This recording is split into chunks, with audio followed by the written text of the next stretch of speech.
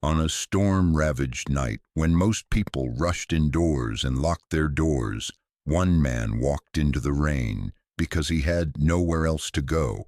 Ray, a weathered homeless veteran, had long made peace with being invisible, but that night something pierced through the howling wind. The faint cries of a lost child. In a world that had forgotten him, he chose to remember what it meant to care. He sheltered the terrified little girl, using nothing but cardboard, a fraying blanket, and the fierce warmth of human kindness. By morning the storm had passed, but the story was just beginning. A black limousine pulls up. Out steps Lila's frantic mother, Clara, a woman from a world Ray hasn't touched in decades. What happens next is a powerful unraveling of assumptions, status, and sacrifice. From back alleys to marble hallways, this is a story about the invisible heroes we overlook every day. A chance meeting that changes 3 lives forever. A reminder that even in society's darkest corners, humanity still shines. And sometimes angels wear worn boots and live under bridges. The Light in the Rain is a story of redemption, connection, and the quiet power of doing the right thing when no one's watching. The city never truly sleeps, not even in winter. Its heartbeat, metal, neon, and the distant growl of engines hummed beneath the drizzle that painted every alley in a dull silver sheen. Beneath the overpass on 5th and Marlow, the world's forgotten curled into blankets like ghosts, flesh and bone swallowed by shadows. Ray Collins sat on a flattened cardboard box, knees pulled to his chest, back pressed against the cold concrete wall. The soft clink of a half-empty thermos echoed as he took a swig of lukewarm coffee. Around him the chill crept into everything, through the seams of his old military jacket, through the cracks in the pavement, and worst of all, through the quiet places in his mind. He had once commanded respect, a decorated Marine with eyes sharp enough to make enemies tremble. But the medals meant nothing now, traded long ago for a few nights in motels and a hot meal. Memories of service turned to nightmares and discharge papers. PTSD was the term they used. Unfit was the label he lived with. Ray wasn't bitter, at least not anymore, just tired. Tired of promises broken, of systems too tangled to fix. Most days he kept to himself, offering nods to the familiar faces who shared his invisible kingdom. His reputation in the small homeless network was clear. Disciplined, clean, quiet. A loner, but not cruel. A cold wind rushed down the tunnel. Ray rubbed his hands together, counting how many hours until sunrise. He glanced at the sky. Bloated clouds hung like bruises, threatening something worse than drizzle. The storm was coming. He heard the warning earlier that day on a gas station radio. Flood-level rains, dangerous winds. Shelters were overfilled. A young social worker had offered him a spot, but Ray had declined. He didn't do crowds, didn't like the way people stared. He'd take his chances under the bridge, like always.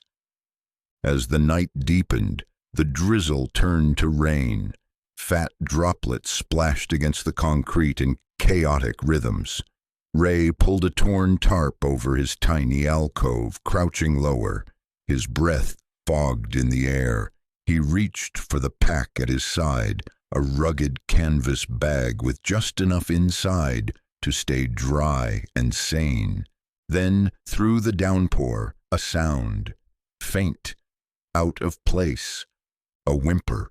Ray's eyes narrowed. He held still, ears straining to separate the cry from the storm. There it was again, higher pitched now, desperate, not a cat, not a drunk, a child. He stood slowly, knees ached, joints stiffened. Moving silently in the shadows, he followed the sound, heart thudding with a rhythm he hadn't felt in years. Around the bend of the bridge, down a narrow slope littered with trash, he found her. She couldn't have been more than 6, soaked from head to toe, clutching a stuffed bunny to her chest like it was a life vest. Her tiny coat was no match for the rain, and her eyes, wide, frantic, locked onto Ray like he was the storm itself. "Hey," Ray said, voice softer than his appearance would suggest. "It's okay. I'm not gonna hurt you." The girl took a step back, nearly slipping on the wet concrete. Ray raised both hands. "Easy now, you're lost, aren't you?" She didn't answer, just sniffled, hugging the bunny tighter. "Name's Ray," he said. "You got a name?" She hesitated. "Lila." "That's a good name," he said gently.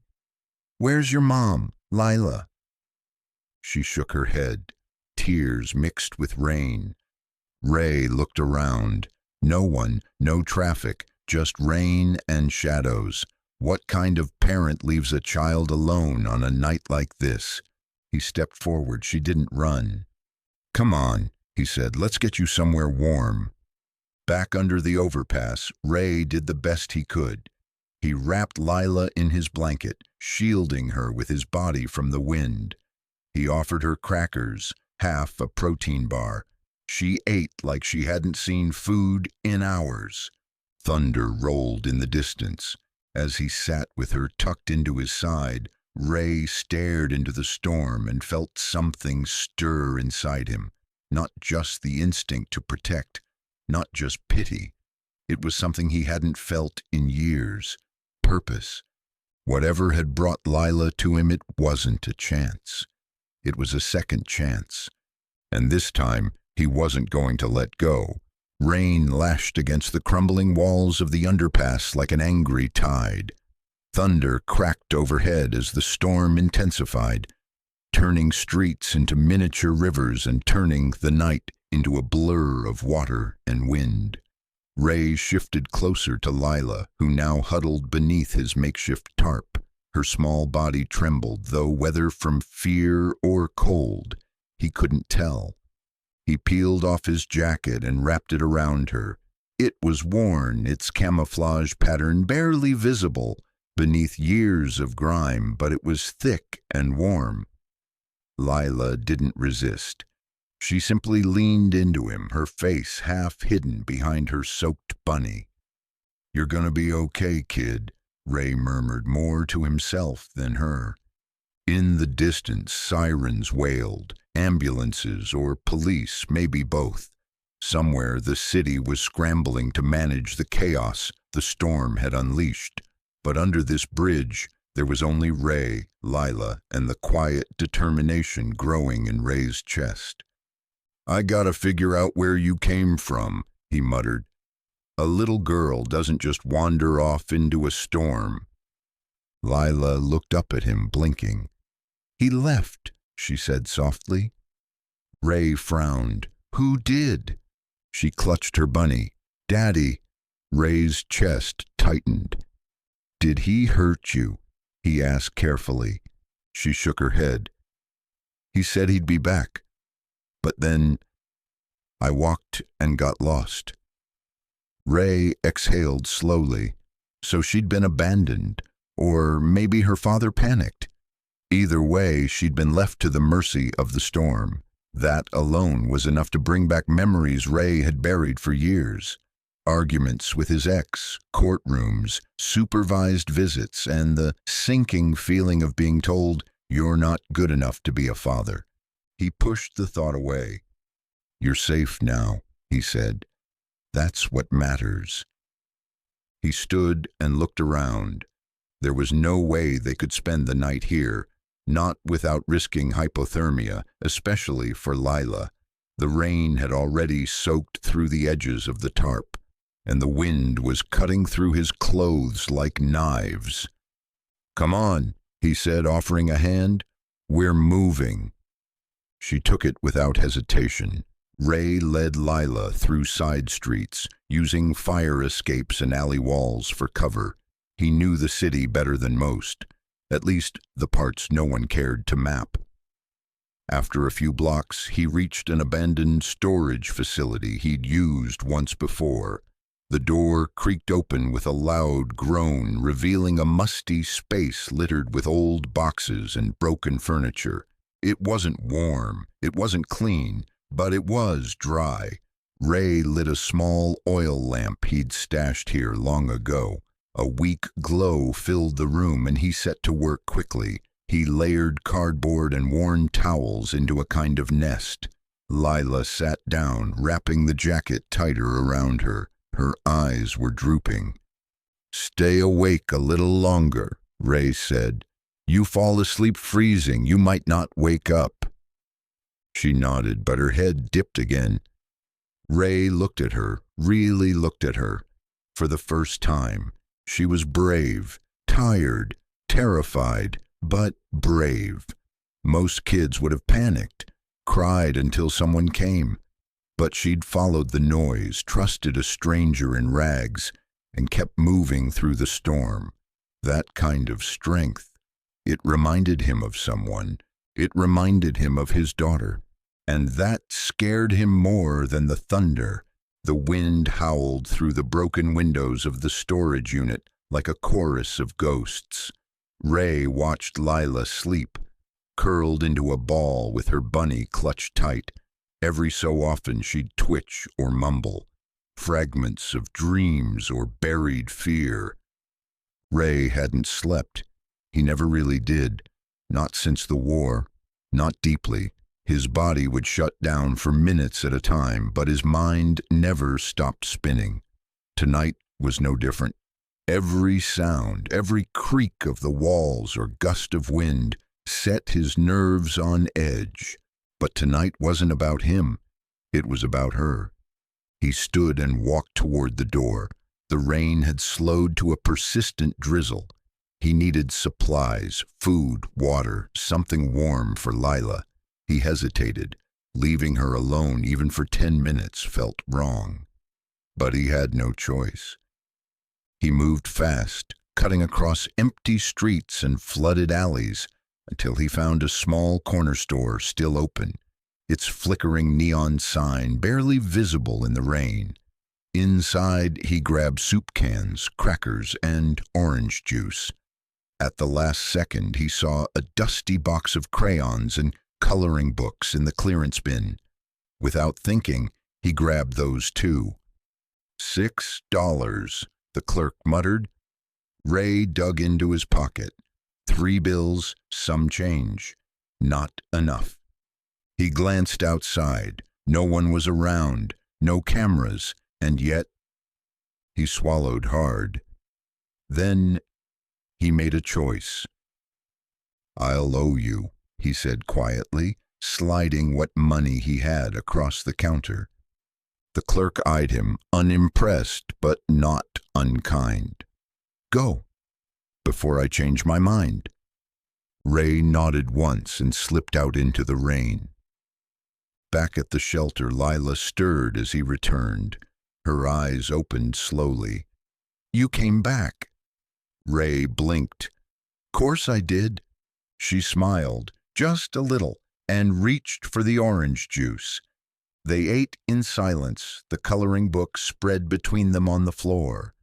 Ray watched as she picked up a crayon with fingers still trembling slightly and began to draw. It was a picture of him, worn coat, tired eyes. But in the drawing he was holding an umbrella over a little girl. The rain wasn't touching her. Ray stared at it for a long time, and for the first time in years he let himself feel something close to hope. The storm raged through the night like a living thing, its fury slowly beginning to subside with the break of dawn. Gray light seeped through the cracks in the boarded-up windows, painting the dusty floor in cold streaks of morning. Outside, the city stirred with the cautious hope of a new day, but inside the abandoned storage unit, time felt suspended. Lila sat on a pile of blankets, the coloring book still open before her. Her bunny sat beside her, propped up like a quiet guardian. She hummed softly under her breath, a small melody that carried both comfort and sorrow. Ray sat nearby, back against the wall, sipping cold soup from a can. He hadn't spoken much since their midnight return. There was too much on his mind. Too many memories pressing in on him like the walls around them. "How old are you, Lila?" he asked suddenly. She looked up. "6. I'll be 7 in August." "Where do you live?" She paused. "Big house with big windows. Mommy says it's for the sun." Ray nodded. "You remember the address?" She frowned. "It's far. I was with Daddy yesterday, but he got a phone call and he got mad. He said he'd take me to Mommy, but we stopped at a store and then he was gone." "Just gone?" Ray's voice was quiet. Lila nodded. "I waited in the car. It got dark. I got scared, so I walked." Ray leaned forward, elbows on his knees. The story didn't add up neatly, but it didn't have to. The point was clear: she had been abandoned. "Do you know your mom's phone number?" he asked. She shook her head. "Only Mommy's name, Clara Walters." Ray stilled. The name was familiar, maybe from a headline, maybe from one of the many charity articles he sometimes read in old newspapers left in trash bins. Clara Walters, wealthy, successful philanthropist. Could it really be the same person? He sighed. "Okay, we're going to figure this out. I'll take you somewhere safe today, somewhere with phones and people who can help." Lila looked down. "Will they take me away?" Ray hesitated. "Probably, but not in a bad way. They'll get you back to your mom." "And you?" she asked, voice small. He didn't have an answer. Later that morning, Ray emerged from the unit with Lila in tow. The rain had dwindled to a mist, and the city was shaking off the water like a wet dog. The streets were strewn with fallen branches and trash, and sirens still echoed faintly in the distance. Ray guided her through back streets, avoiding police cars, not because he feared them, though he often did, but because he knew they wouldn't understand. A scruffy man and a lost little girl was a headline waiting to happen, but not the truth. He didn't want to take chances. "We're going to the park," he said. "Someone there might recognize you." Lila held his hand tightly. "Okay, I trust you." Ray almost stumbled at that. He hadn't heard those words in years. The city park was quiet when they arrived, the grass still glistening with rain. Fallen leaves clung to the pathways like forgotten stories. A few joggers and dog walkers milled about, glancing curiously at the unlikely pair. An older man in a patched coat and a little girl in soggy boots and tangled hair. Ray settled them on a bench near the fountain. He kept Lila close, eyes scanning the area for anything useful. A police officer, a social worker, anyone who could help without raising alarms. "We wait here," he said. "Someone will come looking for you." Lila nodded, but she looked unsure. Her bunny sat in her lap, its ears matted from water. She leaned against Ray without saying a word. An hour passed, then 2. People came and went. One woman offered them a few dollars. Ray refused politely. Another handed Lila a fresh apple. She took it with a shy smile. Finally, the sound of an engine drew their attention. A sleek black limousine rolled up to the curb like a shadow out of place. It was spotless, elegant, utterly foreign to the damp park. The door burst open and a tall woman with long dark hair stumbled out, eyes frantic. "Lila! Lila gasped, "Mommy!" She leapt from the bench and ran across the path. The woman caught her midair, sinking to her knees as she clutched her daughter in sobbing relief. Ray stood slowly, heart pounding. Clara Walters. Even through the haze of years and grime, Ray recognized her. He had seen her once at a charity event where he'd served as a security detail years ago, back when he still wore a uniform, back when he still mattered. Now she stared at him across the path, her eyes wide and unreadable. "You," she whispered. Ray didn't move. "She was alone in the storm," he said simply. "I stayed with her." Clara held Lila tighter. Then slowly, with careful steps, she approached him. "I don't know who you are," she said, voice trembling, "but you saved my child." Ray looked away. "Don't thank me. I just did what needed to be done." Clara was silent for a long moment. Then, "Please, don't leave yet." Sirens wailed again in the distance. Ray looked at the horizon. Something told him this storm wasn't over, not yet. Ray stood motionless as Clara approached. The limousine idled behind her, its engine purring like a beast waiting for a command. Around them, the park existed in an eerie stillness. Birds quiet, breeze subdued. Lila clung to her mother's waist, casting glances at Ray, unsure whether to smile or cry. "You were with her all night?" Clara asked, her voice firm but shaking underneath. Ray nodded once. "Found her near the bridge on 5th. She was cold, scared, didn't know where else to go." Clara studied him, his ragged coat, the dried blood crusted in his temple, the tired, cautious eyes. She was no fool.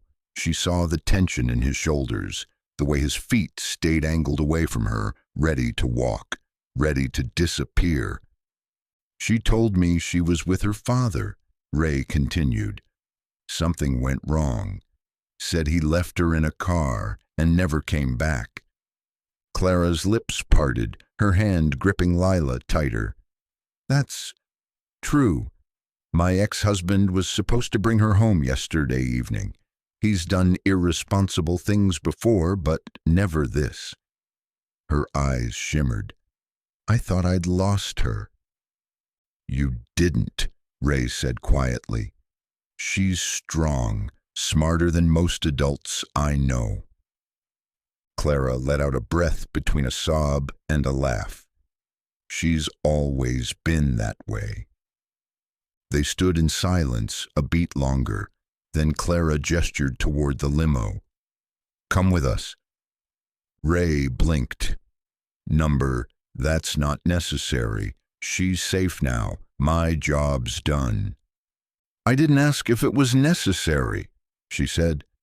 "I'm asking you to come.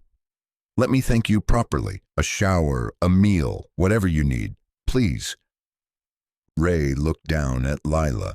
Her small hand slipped from her mother's waist and found his fingers again. The warmth of it, even in the chill air, did something to him. Something he didn't want to feel. "All right," he said, "but just for a minute." Inside the limo, the contrast was jarring. Soft leather seats, warm air, the scent of lavender and citrus. Lila curled up beside Ray like it was the most natural thing in the world. Clara sat opposite them, watching quietly. "I know I should be calling the police," Clara said after a long pause, "to report what happened, and maybe to ask questions about you, but I'm not going to." Ray raised an eyebrow. "I know people will assume the worst," she continued, "that a homeless man took a child. But I look at her, I look at you, and I know what really happened." Ray said nothing. Clara's eyes searched his face. "Who are you, really?" Ray looked out the window. no one special. The mansion loomed like a quiet fortress at the edge of the city, a sprawling estate hidden behind gates and trimmed hedges, its windows glowing like stars against the early morning fog.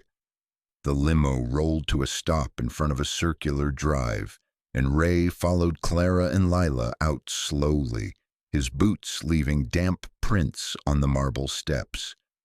The inside was another world entirely. High ceilings, clean white walls, polished floors that reflected the soft gold lighting. The scent of fresh lilies drifted through the hall.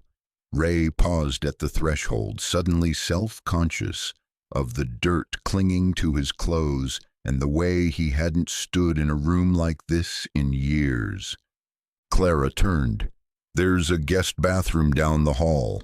I'll have a change of clothes brought in. Please, take a hot shower."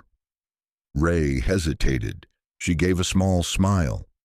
"We'll be here when you're done." He followed the hallway and stepped into a bathroom larger than some of the shelters he'd slept in.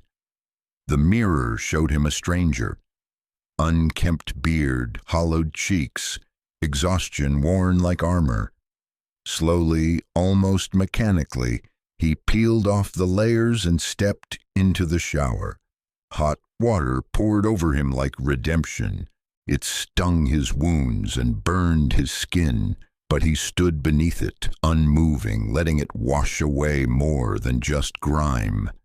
Downstairs, Clara knelt beside Lila in the sunlit kitchen. "Are you really okay?" she asked gently. Lila nodded. "He took care of me." Clara kissed her forehead. "He's not like the people I usually meet." "No," Lila said, pulling out the drawing she'd kept in her coat pocket. She placed it on the table, Ray holding an umbrella over her. "He's like this." Clara stared at it, something breaking open in her chest. Ray emerged later in clean, modest clothes, sweats and a t-shirt, his hair still damp. He found Clara in a reading room overlooking the garden. She looked up and offered him a cup of coffee. "I never caught your last name." "Collins," he said. "Ray Collins." "You were military?" He nodded. "Marine. 2 tours. Got back. Didn't adjust well." Clara's eyes softened. "So you ended up out there?" "Yeah. Why didn't you ask for help?" Ray shrugged. "Didn't think I deserved it." She shook her head. "You saved my daughter. You deserve far more than you think." He looked down at the steaming cup. "I didn't do it for a reward." "I know," she said. Silence lingered again, but this time it was warmer. "You can stay the night," Clara added. "We'll figure things out in the morning." Ray met her eyes for the first time. For the first time in years, he didn't feel like running. Ray couldn't sleep. Though the bed was soft and the room warm, the silence gnawed at him in ways the cold never had. It was too quiet, too clean. He lay on top of the covers in the guest room, staring at the ceiling fan spinning gently above.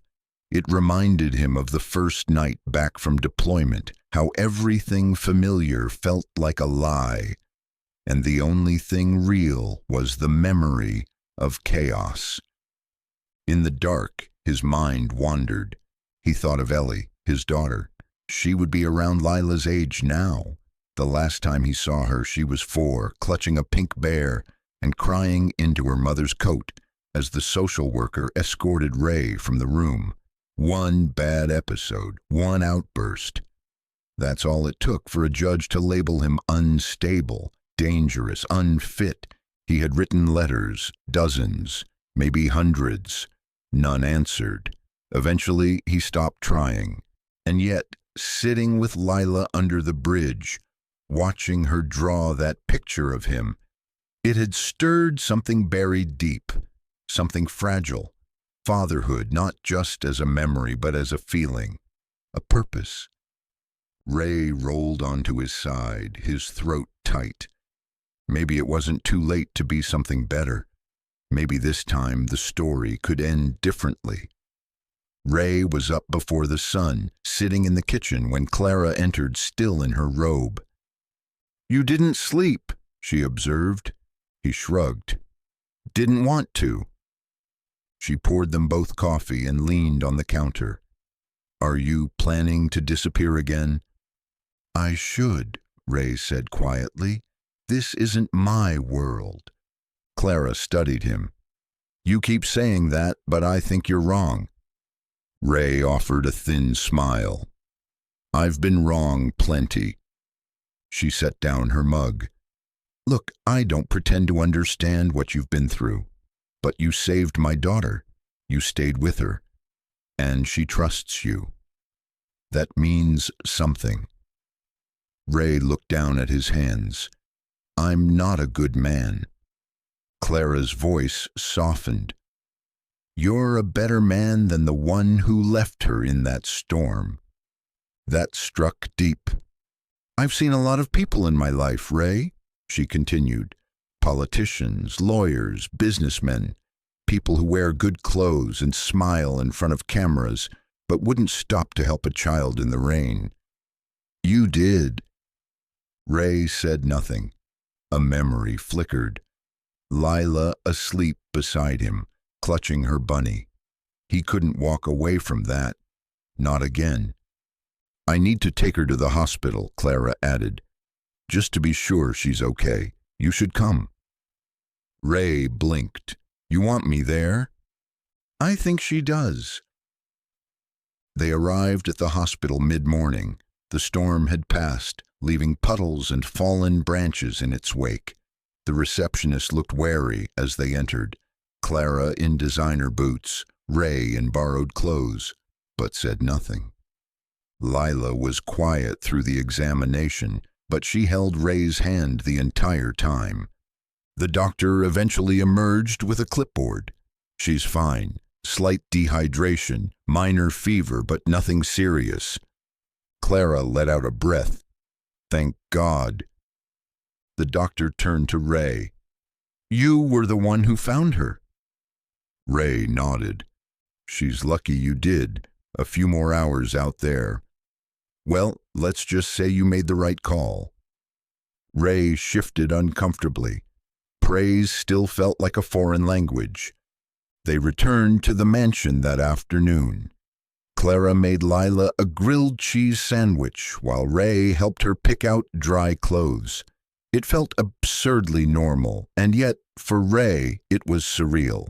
He stayed for dinner. He didn't plan to, but he stayed. Later that evening, Lila pulled Ray aside. "Can I show you something?"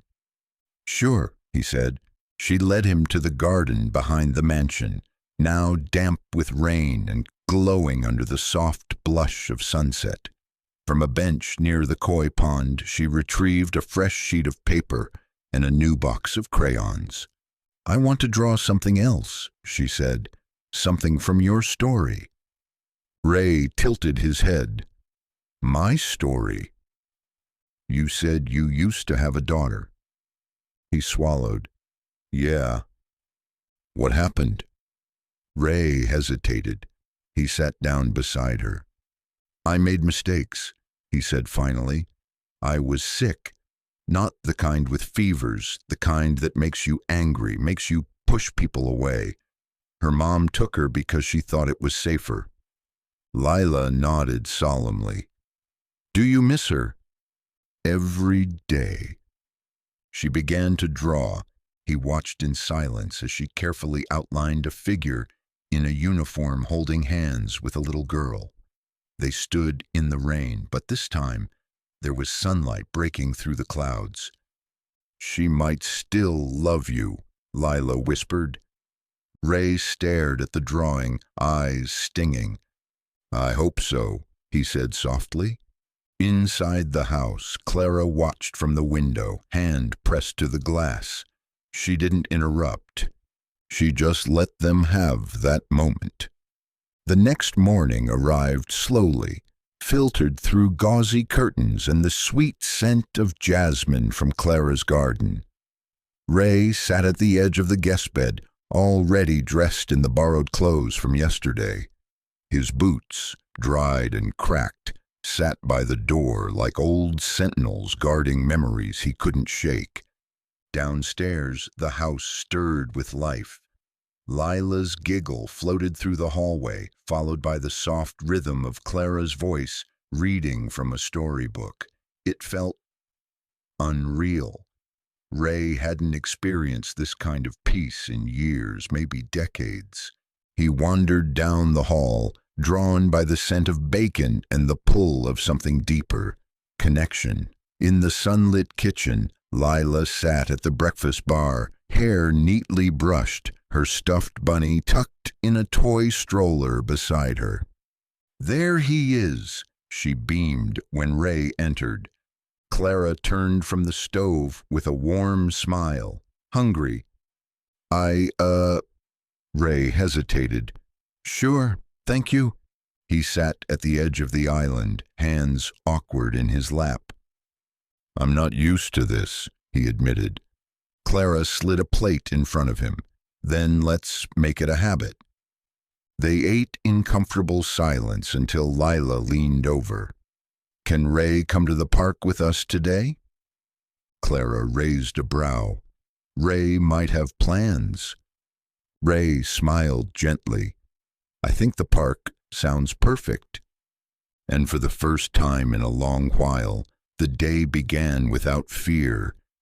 Just sunlight, laughter, and the quiet healing of something long broken. The world changed in an instant. One moment Ray and Lila were throwing breadcrumbs to pigeons near the fountain. The next, a sleek black limousine pulled into the park's turnaround, tires whispering against wet concrete. It stopped a few feet away, its polished chrome glinting in the afternoon light. Clara stepped out slowly, cell phone in hand, face pale. She waved them over, her voice tight. "Ray, can I speak with you?" Lila clung to his side as they approached. Ray kept his voice calm. "What's going on?" Clara took a breath. "My ex-husband, Lila's father, was found this morning, passed out in a hotel room, drugs, neglect charges. The police contacted me through a private investigator I hired last night." Ray stiffened. "And?" "He confessed," she said. "Said he panicked. Left Lila in the car outside a store, then ran. He thought she'd be fine. Then she was gone." Ray exhaled slowly. He could see the shame in her eyes, and beneath that, relief. "She's officially home now. There are no legal complications." Clara paused. "But the media, they found out." Ray frowned. "About Lila?" "Number about you." She held up her phone. On the screen was a local news site. The headline read, "Homeless veteran rescues missing girl during storm. Hero or hidden threat." Ray felt like the wind had been knocked out of him. "They're twisting it," Clara said. "They want a story, not the truth." "I didn't want any of this," Ray muttered. "I just wanted her to be safe." "I know," she said, "and I want to protect you now, but we need to figure out how." Lila tugged at his sleeve. "I drew you another picture." He looked down, eyes stinging. Clara put a hand on his arm. "Please, come back with us. Let's do this together." And once again, Ray found himself stepping into a limo, but this time, not alone. The house was quieter than usual when they returned. Clara took Lila upstairs for a nap, leaving Ray alone in the living room. He wandered to the fireplace where photographs lined the mantel. Family vacations, holiday portraits, a younger Lila with both parents, smiling and unaware of the fractures to come. He heard footsteps behind him. "Clara." She stood at the edge of the room, arms crossed, expression softer than it had been earlier. "I haven't said thank you the right way," she began. "Not really." Ray turned to her. "You don't need to." "Yes, I do." She stepped closer. "I spent 12 hours thinking my daughter might be dead, that I'd never see her again. And then she's found, with a stranger, a man everyone told me not to trust." He lowered his gaze. "But when I saw her face," she continued, "when I heard how she spoke about you, I realized she wasn't afraid. She was safe. Loved." Ray's throat tightened. "I didn't mean to cause trouble." "You didn't. You saved her. And you reminded me of something I forgot. That good people don't always look like we expect." She walked to the couch and sat down. "My marriage was a disaster," she said, voice faltering. "Too much money, too little time. I gave everything to my work, and when he slipped away, I didn't notice. I wasn't paying attention. I let him take Lila for weekends because it was easier, safer." Ray sat across from her. "You were doing your best." Clara looked at him. "Maybe. But now I want to do better. For her. For me. And if you'll let me, for you." Ray was silent, then gently, "I don't know what comes next." Clara smiled through tears. "Neither do I. But maybe we figure it out. Together." Ray glanced upstairs, where Lila's light laughter filtered through the air like music. He nodded slowly. Maybe, just maybe, this time, things would be different. The peace didn't last. It was mid-morning when the doorbell rang, sharp and insistent. Clara paused in the hallway, exchanging a glance with Ray. He was sitting in the study with Lila, helping her sharpen crayons. One look at his face and she knew he felt it too. Trouble. She opened the door to find two men in dark suits and an officer in uniform. The taller man flashed a badge. "Detective Barnes, Missing Persons. We're here to follow up on the incident involving Lila Walters." Clara nodded, ushering them in, her voice calm but guarded. "Of course." As they stepped inside, Ray appeared at the hallway entrance. The younger officer stiffened at the sight of him, his eyes narrowing. "You must be Ray Collins," said Barnes, approaching. "You're the one who found the girl." Ray nodded slowly. "That's right." "You want to tell us what exactly happened?" Ray recounted the story, how he found Lila near the bridge, how he sheltered her from the storm, how he tried to get her to safety. His voice was even, unwavering, but the questions shifted. "Why didn't you take her straight to the police?" Barnes asked. "She was scared," Ray replied. "Didn't trust anyone yet. I didn't want to frighten her more." The officer interjected. "You're a homeless veteran with no permanent address and a history of psychological issues, and you're telling us the girl just ended up with you by coincidence." Ray's jaw tightened. Clara stepped forward sharply. "Excuse me, officer. This man saved my daughter. If he hadn't found her, we might be talking about her funeral instead of standing here." Barnes held up a hand. "We're just doing our due diligence, ma'am." Lila peeked into the hallway then, her voice small but firm.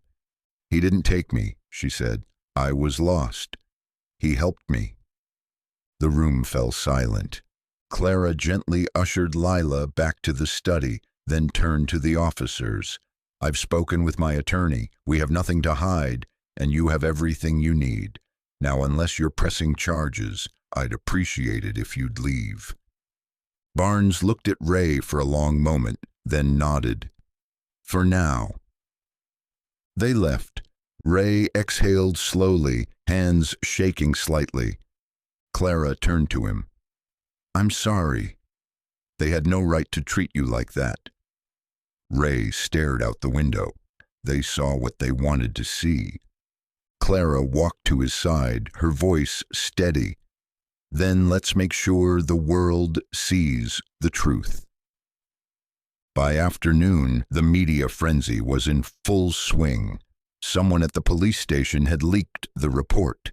Within hours, news vans lined the sidewalk outside Clara's mansion.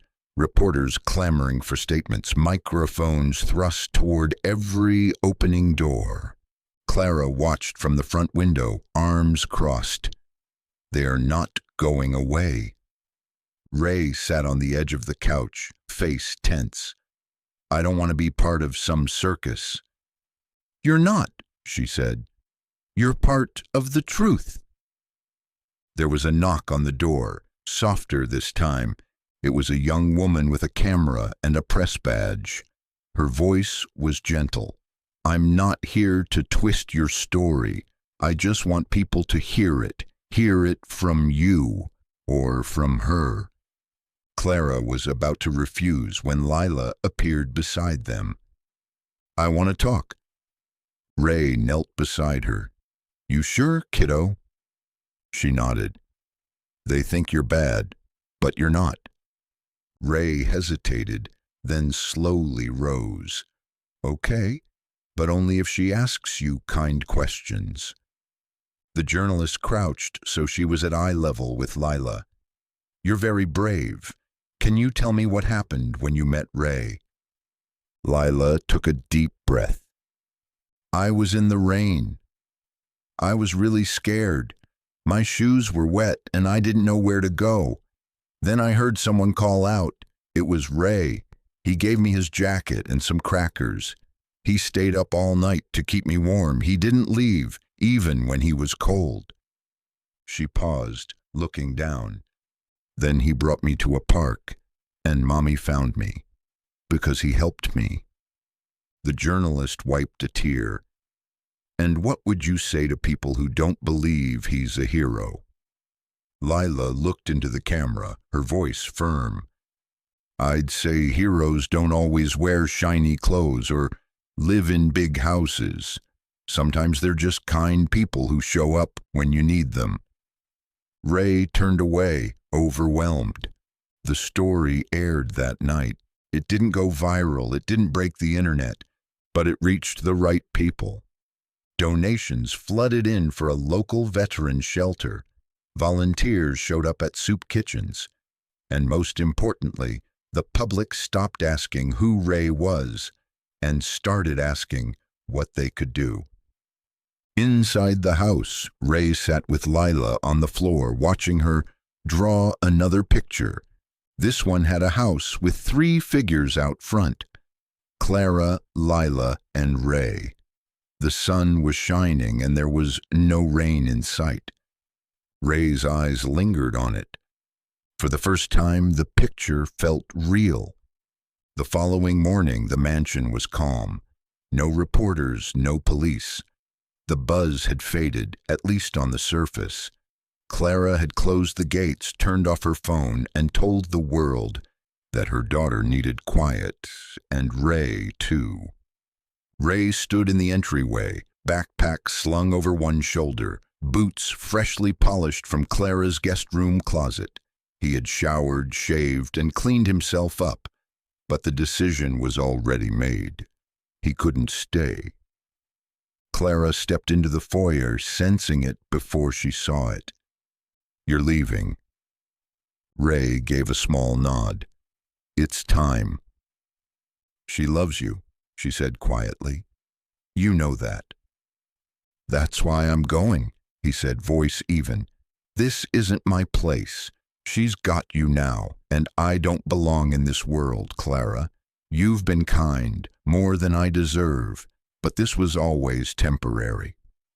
She didn't argue. Instead, she stepped closer, holding out a small envelope. Ray looked at it, wary. "What's this?" "A letter of thanks and a card to a vet center that actually helps. I made a call. They're expecting you." He accepted it with a quiet nod, slipping it into his jacket. At the door, Lila appeared, asleep still in her eyes. She saw Ray and immediately ran forward, wrapping her arms around his waist.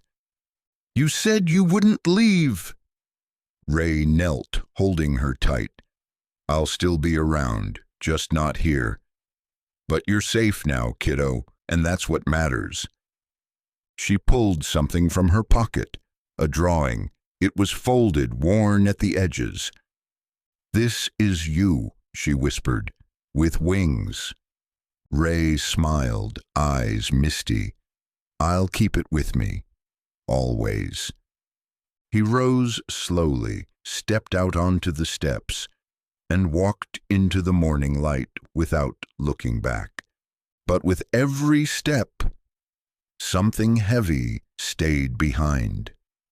Guilt, shame, loneliness, and something new walked with him. Hope. 3 days passed. Ray stayed at a shelter for veterans near the city's edge. It was quieter than the streets, with warm meals and real beds. He filled out paperwork, attended a group meeting, and took his first hot shower without fear of being rushed out. The staff treated him with dignity, because Clara had called ahead, made a donation, and told them who he was. But Ray remained distant. He ate alone, slept light. Every day he held Lila's drawing in his coat pocket, folding and unfolding it like a lifeline. Then, on the 4th morning, a letter arrived at the shelter's front desk. It was hand-delivered. Inside the envelope was a card with Clara's handwriting. "Ray, there's a place for you here if you want it. Not out of charity, but trust. You protected what matters most to me. Now let me return the favor. Come back on your terms." Clara. Below it was a formal offer, a job on her estate, groundskeeper, part-time, with housing included. Ray stared at it for a long time. He didn't know what stunned him more, that she believed in him, or that a part of him wanted to say yes. He didn't sleep that night, but by dawn his bag was packed. When Ray returned to the mansion, it was different. Not in its size or structure, but in how it felt. He was met not as a guest, but as someone who belonged. Clara greeted him at the gate with a quiet smile, no fanfare, just recognition. Lila barreled into his legs the moment she saw him. "You came back." "I said I would," Ray replied, kneeling to hug her. "You're gonna live here?" "For now," he said. "Got a job to do." The guest house behind the main estate had been cleaned and stocked, simple but warm. Clara had left a note inside. "Make this yours." Over the next few days, Ray fell into a routine. He rose early, trimmed hedges, repaired the old greenhouse, and organized the tool shed. He worked with quiet diligence, the kind he once reserved for missions. In the evenings, he'd sit on the back porch with Lila, sketching in silence or reading old paperbacks she brought from the library. It wasn't a fairy tale. He still struggled with memories. He still avoided mirrors. But there was peace here, purpose. One evening, Clara joined them for dinner on the patio. They laughed over something Lila said, and for a moment it felt like a family, not perfect, but real. Ray looked around the table at the food, the laughter, the garden blooming nearby, and he realized this wasn't charity. It was the beginning. The neighborhood didn't forget easily. Though Clara had welcomed Ray onto her estate, not everyone shared her sense of grace. The news coverage had drawn attention, whispers at the country club, side eyes at charity galas, cautious stares from neighbors walking their dogs. Clara heard the murmurs. "That's the homeless man, isn't it? Is it safe for Lila? Why would she bring him into her home?" One afternoon, Clara hosted a small garden party for her nonprofit board members. Ray kept his distance, working quietly near the greenhouse, but he could feel their eyes on him, lingering too long, filled with thinly veiled suspicion. Clara noticed too. She approached him later with a glass of lemonade. "You okay?" Ray didn't look up. "They're right, you know. I don't fit in here." She placed the glass down beside his tools. "Fitting in isn't the same as belonging, and you belong here, Ray, whether they like it or not." He gave her a tired smile. "That's a fight you don't have to take on for me." Clara leaned in. "I'm not fighting for you. I'm fighting with you. There's a difference." Later that night, Clara posted a picture online. Ray in the garden with Lila helping him plant sunflowers. She wrote one sentence: "The best people don't always wear suits." The post went viral. Ray had never been comfortable with attention. Growing up in a small town, his father taught him to keep his head down, do the work, and never expect applause. The military reinforced that honor was earned in silence, not praise. You did the right thing because it was right, not because anyone was watching. So the wave of public admiration that followed Clara's post unsettled him. People sent letters, donations. Some even came to the estate asking to shake his hand. Ray kept to the garden, dodging cameras and declining interviews. One evening, Clara approached him with a binder full of letters from veterans and their families. "I thought you should see this," she said. "They're from people who saw your story. They say you gave them hope." Ray flipped through the pages slowly, scanning messages written in crooked handwriting and teary ink. "I was homeless too. Seeing you on TV made me get help. Thank you for reminding us that we matter. I served with your unit. You're still making us proud." Ray closed the binder and placed it gently on the table. "I didn't do it for that." Clara nodded. "I know, but that's why it matters." He sat in silence for a long time after she left. Then he pulled out a pen and began writing back. On a sunny Saturday morning, Ray rose early to tend to the flower beds. He'd found peace in the rhythm of digging, watering, pruning, actions that felt grounded, real. The greenhouse was blooming again, the scent of lavender and rosemary drifting through the estate like soft music. At mid-morning, Lila came running, barefoot and grinning. "Come see what I made." Ray wiped his hands on his pants and followed her across the lawn to the stone path near the back of the garden. There, pressed into the cement of a newly paved walkway, was a small plaque engraved in metal, shining in the sunlight. It read, "In honor of Ray Collins, the man who brought light through the rain." Heroes aren't always found in stories. Sometimes they find us.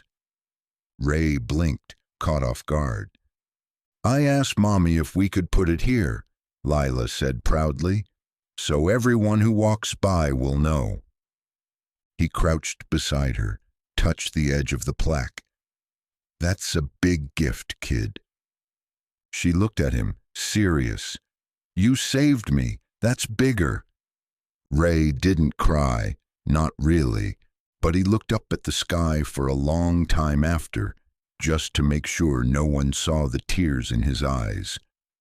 The summer wind carried the scent of roses through the open guest-house window as Ray packed his modest bag. His hands moved slowly, deliberately, folding clothes that were no longer tattered, placing items in neat rows like a soldier preparing for inspection. On the desk sat Lila's newest drawing, a house, a garden, and 3 smiling stick figures labeled me, Mommy, and Ray. He stared at it longer than he intended. Clara found him moments later, standing still in the middle of the room. "You're leaving?" she asked. Ray nodded. "It's time." "You don't owe me an explanation," she said, stepping further inside. "But I think she deserves one." Ray's voice was low. "That's why I'm not saying goodbye." Clara's brow furrowed. "You don't think that'll hurt her more?" "She's strong," he said. "She's got you now. This place, it's hers. She needs a life that doesn't include reminders of storms and shelters." Clara crossed her arms, searching his face. "And what do you need, Ray?" He didn't answer. Maybe he didn't know, or maybe he did, and he was too afraid to want it. Clara sighed. "Will you at least tell me where you're going?" "There's a place upstate," Ray said. "A vet-run farm, quiet. They take in guys like me." Clara nodded. "Will you write?" He paused. "If it's okay." She smiled sadly. "It's more than okay." He picked up his bag and stepped out into the warm morning. But just as he passed the stone garden path, Lila appeared like a ghost from the hedges. She stared at him, eyes wide and betrayed. "You were gonna leave without saying anything." Ray froze. "I didn't want it to be hard." "Your family," she said quietly. "Family says goodbye." He knelt slowly, setting his bag down. "You're right, I'm sorry." She hugged him fiercely. "Promise you'll come back." Ray placed a hand over his heart. "You'll see me again. That's a promise." And this time, when he walked down the driveway, he didn't look back out of fear. He looked back out of love. The farm was everything Ray had hoped it would be. Simple, silent, honest. He worked the land with other veterans, men and women who spoke in glances more than words, whose scars were deep but familiar. There were no camera flashes, no whispers, no polished marble floors, just dirt under fingernails and the kind of peace that comes from sunrise over a field of wheat. But every night, after dinner, Ray would sit under the porch light and pull out the stack of drawings Lila had made for him. He carried them in a weathered folder she'd given him on his last day. Each one was a piece of her world, a way of saying, "You still matter." Then one evening, a white SUV rolled up the gravel driveway. Ray stood from his chair, cautious. The door opened and Clara stepped out, her hair wind-tossed, a nervous smile on her face. Behind her, Lila jumped down from the seat, bunny in hand. "I told you we'd come," she said. Ray's smile spread slowly. "Guess I better get some lemonade ready." Clara approached him, holding a plain envelope. "I have something else, too." He took it, eyes scanning the handwriting. It was from his daughter, Ellie. "Dear Dad, I saw your story. I didn't know what to say until now, but I'm ready to talk, if you are." "Ellie." Ray stood frozen. Clara's voice was gentle. "She reached out after the news piece, looked you up. It took time, but here we are." Lila slipped her hand into his. "You okay?" Ray nodded slowly, tears catching in his lashes. "Yeah, kid, I think I finally am." And as the sun dipped behind the hills, for the first time in a long time, Ray Collins felt found. The next morning, Ray stood in the farmhouse kitchen with Clara beside him, flipping through a small manila file she had brought along. His military records, service history, commendations, medical evaluations, years of paperwork neatly compiled and scanned. "I had a friend in Washington help dig these up," Clara explained. "You were never dishonorably discharged, Ray. You were just forgotten." Ray's fingers traced the faded text. It felt surreal, like reading about someone else. The Silver Star, 2 Purple Hearts, commendation for bravery. Then further down, diagnoses, PTSD, anxiety, incomplete therapy. He swallowed hard. None of that changes what happened afterward. "No," Clara agreed, "but it reminds people who you are, that what happened to you doesn't erase what you did." Ray closed the file and stared out the window at the sun-drenched field. "I used to think all that was behind me, that I couldn't go back." "You're not going back," Clara said gently. "You're going forward, and your story might help others do the same." Later that day, Lila joined him in the barn. She had drawn another picture, this one of Ray in uniform standing on a small hill under a waving flag with children gathered around. "I showed your story to my class," she said proudly. "Now we're all learning about veterans." Ray chuckled softly. "You're turning me into a celebrity." "You're my hero," she said simply. And somehow that meant more than all the medals ever had.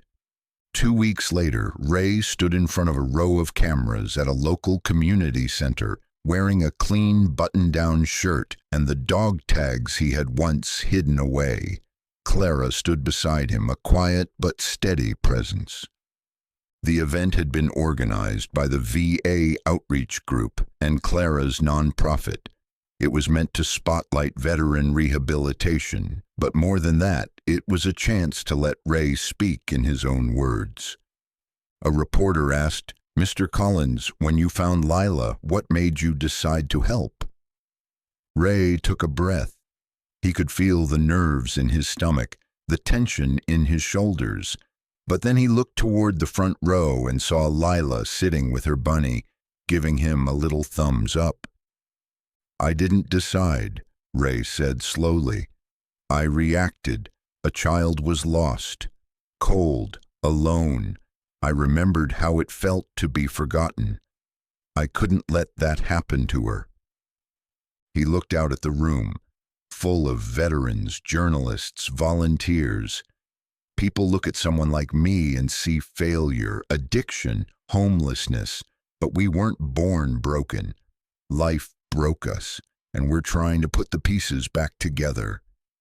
The silence that followed was deep, respectful. A man in uniform, older, with tears in his eyes, stood and began to clap. The room followed. Ray lowered his eyes, humbled. Afterward, as they stepped off the small stage, a woman approached. Mid-30s, light brown hair, eyes that mirrored his own. "Ray?" she said. He turned. Her hands trembled. "It's me, Ellie." The world stopped. Ray stared at her, unable to move, afraid the moment might shatter if he breathed. She took a step forward. "I saw your story. I had to come." He didn't speak. He just reached out and pulled her into his arms. She held him tightly, and all the years lost between them collapsed in silence. Clara and Lila stood to the side, watching. Lila whispered, "That's his daughter?" Clara nodded. Yes, she came back. And Lila, wise beyond her years, simply smiled and said, "Told you herpes always come home." Ray and Ellie sat on a bench beneath an old oak tree outside the community center. The media had moved on, the applause had faded, but the moment between them remained. She studied him carefully, eyes scanning the deep lines carved by years and hardship. "You look different," she said. Ray gave a small chuckle. "You don't. Still got that same sharp stare." "I used to practice it in the mirror," she said, grinning, "to scare off boys." There was a beat of silence, then Ellie's smile softened. "I'm sorry I didn't reach out sooner." "I'm the one who left," Ray said. "I didn't fight hard enough to come back." "You were sick, Dad. I know that now. I've learned a lot. Therapy, life, hindsight." She leaned in slightly. "And what you did for that little girl, it told me everything I needed to know." He looked at her, tears threatening. "You really mean that?" "I do." Just then, a group of veterans approached the tree, men and women from the shelter. Some Ray knew, some he didn't. They clapped him on the shoulder, nodded with quiet reverence. One of them, a woman in a denim jacket, said, "You gave us a voice. We're going to do the same." Within a week, a community garden project launched behind the shelter, designed, funded, and run by local vets. Clara helped secure the permits. Ellie volunteered on weekends. Ray, for once, didn't feel like a case. He felt like part of a movement. Autumn brought cooler air and golden leaves, and with it came changes Ray never imagined he'd live to see. Ellie started visiting the farmhouse regularly. They shared stories over coffee, rediscovered pieces of each other in long conversations, and slowly the scars softened. They didn't pretend the past hadn't happened. They acknowledged it, but didn't let it own them. One Sunday, Ellie arrived with someone new. "This is Jordan," she said, gesturing to the tall young man beside her. "My fiancé." Ray raised an eyebrow. "You sure he's not military?" Jordan laughed. "Engineer, sir, but I play a mean hand of poker." They shook hands. There was no test, no challenge, just a father trying to learn how to trust again. That afternoon, they sat outside on the porch. Lila braided flowers into Clara's hair while Ray grilled burgers, something he hadn't done since Ellie was 10. He burned half of them, but no one complained. Later, as the sun dipped below the trees, Ellie handed him a small photo frame. Inside was a picture of her as a baby, in his arms the day she was born. "I kept it all these years," she said. "I wanted you to have it again." Ray's voice caught in his throat. "You never forgot me." Not for a second. It was Lila's idea. She'd spent weeks sketching drafts, sneaking peeks at old photographs and asking everyone questions about that rainy night. With Clara's encouragement, she began painting a mural on the side of the old greenhouse. Ray watched from the garden as the wall transformed into a living canvas. At the center was a stormy sky, rain cascading over a sleeping city. Underneath a broken bridge stood two small figures, a girl and a man, huddled together, surrounded by shadow but illuminated by a single beam of soft light. Behind them, sunlight crept over the horizon. When it was done, Lila signed her name in the corner in curly, determined handwriting. Ray approached it slowly, heart pounding.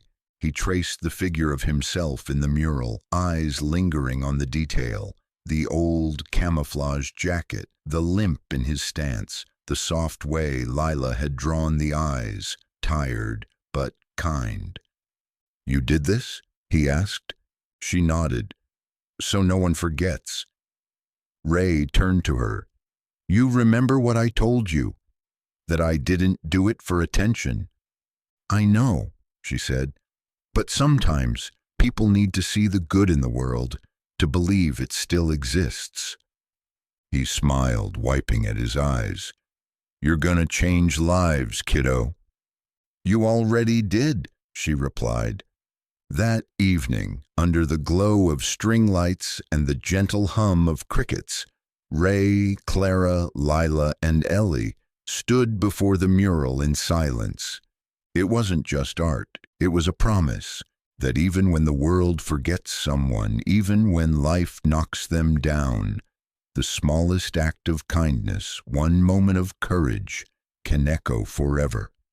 The greenhouse smelled of basil and rosemary, with vines curling up the windows and hanging pots overflowing with color. Ray stood in the center of it all, hands in the dirt, sleeves rolled up, a pencil tucked behind one ear. He was building raised garden beds for the school's new sustainability project, Clara's idea, funded through her foundation, but Ray's to lead. Ray's Garden, the students had begun calling it. He didn't argue. This new routine was unlike anything he'd known. Mornings began with sunrise stretches in the field. Midday brought neighborhood kids and volunteers learning to plant and harvest. Afternoons were quiet again, just the hum of bees and the whisper of leaves. Ray worked beside other vets who'd joined the initiative. He trained them in tasks that were more than gardening: responsibility, patience, care, the very things war had threatened to erase in them. Ellie visited often, sometimes alone, sometimes with Jordan. She and Ray had started writing down the story, his story, not for glory, but for truth. Lila called it the light in the rain. He no longer lived in the shadows of his past. Each seed he planted was proof. Life could begin again, and this time it had roots. Months passed and winter approached. The mural weathered the change like a beacon, visible from the road leading into the estate. It had become a landmark, students, veterans, even tourists stopping by to see it, to hear the story of the man who saved the girl in the storm. Lila added something new to it one Saturday morning. Ray had been working in the greenhouse when she ran in, cheeks flushed from the cold. "Come see," she shouted. He followed her to the wall and stood in front of it, stunned. There, just above the horizon in the mural, she had painted the faint outline of another figure, a grown girl standing with the younger Lila. She held a paintbrush in one hand. In the other, she held Ray's. It was her. Older, wiser, the future Lila. "You painted yourself all grown up," Ray said. Lila nodded. "I wanted to show that I'll always remember, even when I'm big." Ray swallowed, emotion rising fast. "You think I'll still be around?" "I hope so," she said. "But even if you're not, this will be, and I'll tell everyone who asks." He knelt and hugged her, holding her tightly. "You already changed my life," he whispered. "You just don't know how much." Thanksgiving came with golden leaves and warm kitchen smells. The house filled with voices. Ellie and Jordan, Clara's mother, a few veterans from the farm. Lila wore a dress she picked herself and insisted on setting the table. Ray carved the turkey with practiced care as everyone gathered around the long table in the sunroom. For a moment, silence fell. Clara raised her glass. "Before we eat, I want to thank every person in this room for showing up, not just today, but for each other. This year, we've witnessed what healing looks like, what grace looks like, and what happens when people choose compassion over fear." Her eyes met Ray's. "So let's remember where we've been and be grateful for where we are." Glasses clinked, laughter returned. Later that night, Ray stepped onto the porch with Ellie beside him. "You okay?" she asked. He nodded. Better than okay. They sat in the quiet together, wrapped in the same old wool blanket he once used to keep warm under a bridge. It had been washed, stitched, and folded neatly in the guest house. "I never thought I'd have this," Ray said. "Not again." "You never stopped being my dad," Ellie whispered. "You just had to find your way back." Ray looked up at the stars. He had found his way. It was a gray December morning when the letter arrived. Ray found it tucked into the stack of holiday mail Clara had collected from the main house. Most of the envelopes were glossy cards, filled with scripted greetings and photos of smiling families, but one stood out, a plain white envelope with no return address, just his name, handwritten in blue ink. Raymond Collins, care of Clara Walters. He recognized the handwriting instantly. His hands trembled as he carried it to the guest house. He didn't open it right away. He set it on the table, made coffee, stood at the window, and stared into the barren trees. Finally, when the silence felt heavy enough to break, he sat down and peeled the envelope open. Inside was a single sheet of paper. "Dad, this is harder to write than I thought it would be. I almost didn't send it. I didn't know what I would say after all these years. But then I saw the story about the little girl, the one you saved. I recognized your eyes. Even after everything, I knew they were yours. You did something brave. Not just the rescue, but letting the world see you. And that gave me the courage to do this. I want to see you. Talk. Even just once. I'm not promising it will be easy. There's a lot I don't understand. But I'm ready to hear your side, if you're willing to share it. I'm in Asheville now, working at a school. I'm engaged. I'm happy mostly, but there's a hole where my father used to be, and I think maybe it's time to stop pretending. It doesn't matter. Write back if you want to try. Love, Ellie. Ray read the letter 3 times. The first time, his eyes filled with tears he didn't bother wiping away. The second time, he laughed. A short, surprised laugh at the idea of his little girl all grown up and writing him letters like a stranger. The third time, he sat in silence, soaking in every word. He hadn't dared to hope for this. She wasn't just offering forgiveness. She was offering him a seat at the table of her life. It wouldn't be easy.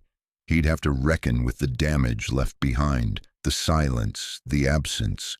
But she hadn't closed the door. She had left it cracked, waiting to see if he would walk through. Ray stood slowly and crossed to the small desk in the corner. He opened the drawer and pulled out a fresh sheet of paper, then reached for the pen Clara had given him months ago, the one engraved with "New Beginnings." He stared at the blank page for a long time before beginning. "Ellie, thank you for writing to me. I didn't think I'd ever get a letter from you. I've imagined it 100 times, but never like this. Never so kind, so open. There's so much I want to say. I'm scared I'll mess it up, so I'll just say this. I'm here. I want to see you. I want to talk. I want to hear about your life, your fiancé, your school, everything. I want to be part of your world again, even if I have to earn it one breath at a time. I was sick, Ellie. Not in a way anyone could see, but it was real, and I hated what I became after I left. Not a day has passed that I didn't think of you. That hole you mentioned? I've had the same one. I'm better now. Not perfect, but better. I have people in my life who've helped me remember who I am. I hope one day I can do the same for you. I'll come to Asheville whenever you say, or we can meet somewhere quiet. No pressure. Just tell me where to be, and I'll be there. With love, Dad. He folded the letter and sealed it. Outside, the wind stirred the bare branches. Ray watched them sway and shift, and for once, they didn't look fragile. They looked ready.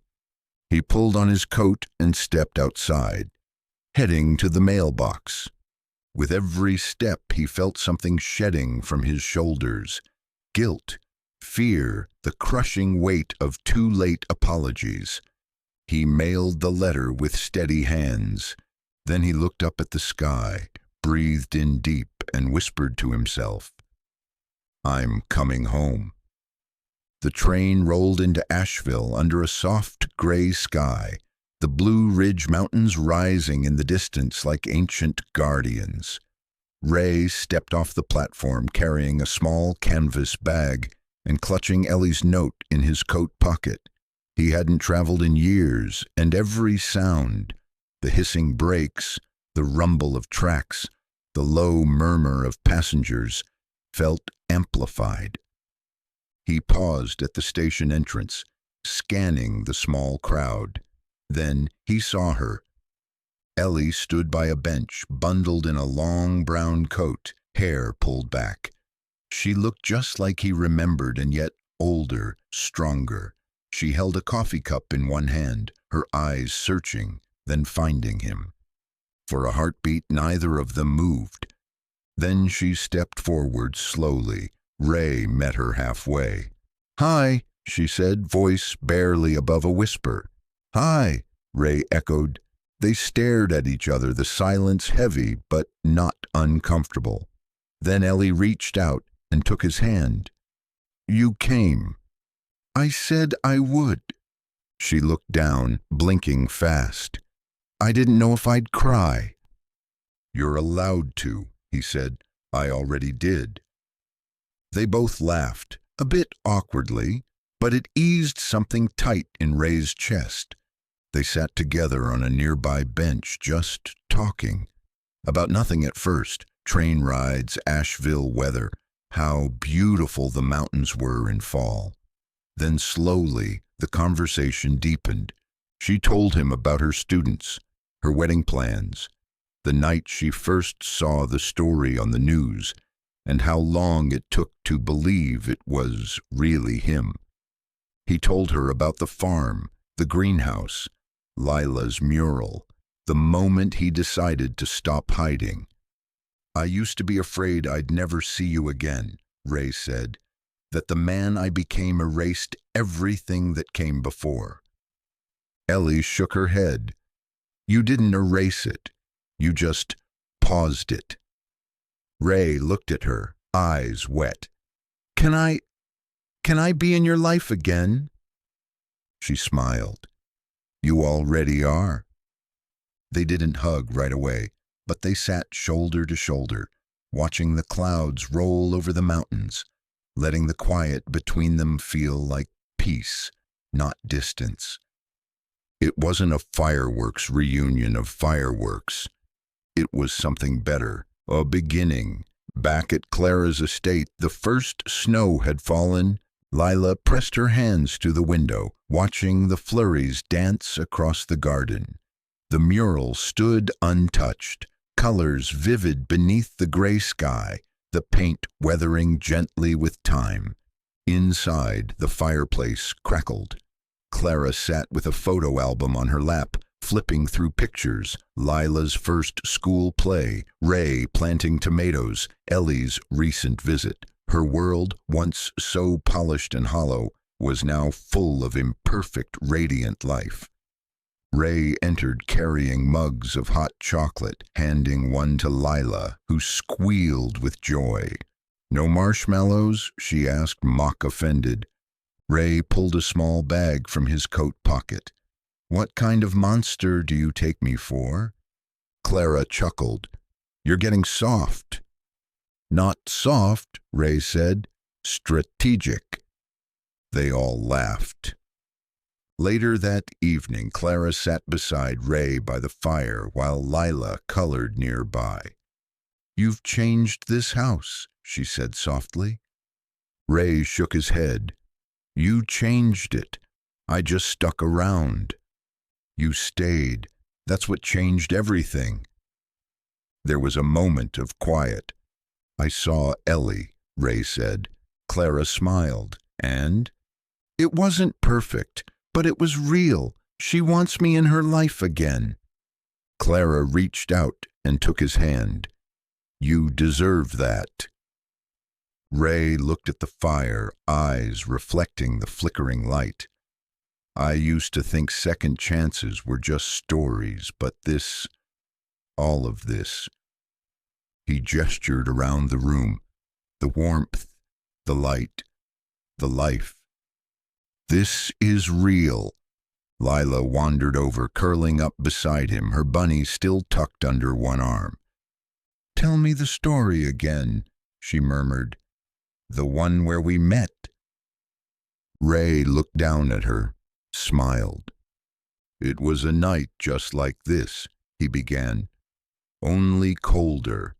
The wind was loud and the rain wouldn't stop." Clara leaned back, watching them with quiet affection as the story unfolded once more, not out of obligation but tradition.